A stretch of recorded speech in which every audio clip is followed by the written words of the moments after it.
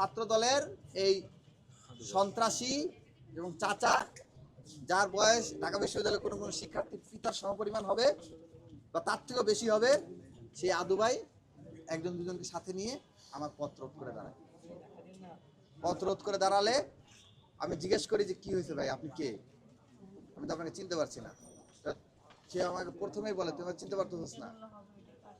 প্রথমে অকথ্য ভাষায় গালিগালাজ করে, তুই দাতাল, চবর্গীয় যত গালিগালাজ আছে সেই গালিগুলো সে করে শুরুতে সে আমাকে চার্জ করে যে আমাকে তো সিট দিয়েছে বিশ্ববিদ্যালয় প্রশাসন, আমি কেন তার বিরুদ্ধে পোস্ট দিলাম।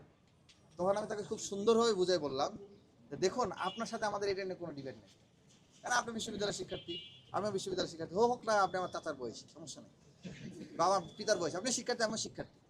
কিন্তু আপনাকে নিয়ে যে পোস্ট দিচ্ছে সেই পোস্টে তাকে নিয়ে আমি কোনো ক্রাইম হয় এই ধরনের কোনো কথা বলিনি, হয়তো আদু ভাই বলছি বা তাকে ভদ্রলোক বলছি, যেটা বাস্তবতা। কারণ রাকিব ভাই তার ব্যাটসম্যান বা তার সিনিয়র বা এক ব্যাচ সিনিয়র, বা নাসির ভাই তার ব্যাটসম্যান, সে অলরেডি পাস করে বেরোয় গেছে। আর এই আদু ভাই, এই চাচা এখন ফার্স্ট ইয়ারে।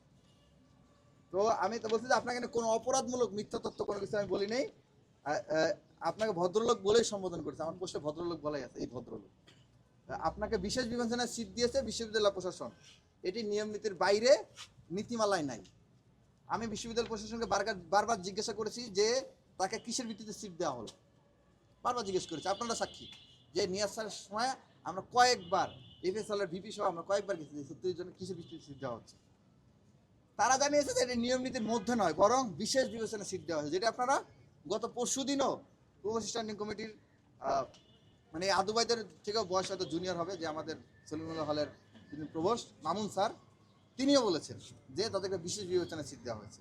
আচ্ছা, এই বিশেষ বিবেচনায় 36 জনকে সিট দেওয়া হয়েছে, তাদের প্রত্যেকের পরিচয় আমরা, যাদের পরিচয় যতজনের পরিচয় আমরা আইডেন্টিফাই করতে পেরেছি, তারা ছাত্রদলের বড় বড় নেতা। ওই যে বললাম না ক্যান্টিনে ফাও খেতে যে বসে রয়েছে, যে ছাত্রদলের কেন্দ্রীয় সভাপতি। আচ্ছা, তার মানে এটি কোনো বিশেষ বিবেচনা নয়, এর বরঞ্চ বিশেষ রাজনৈতিক বিবেচনা এবং অবৈধ বিবেচনা।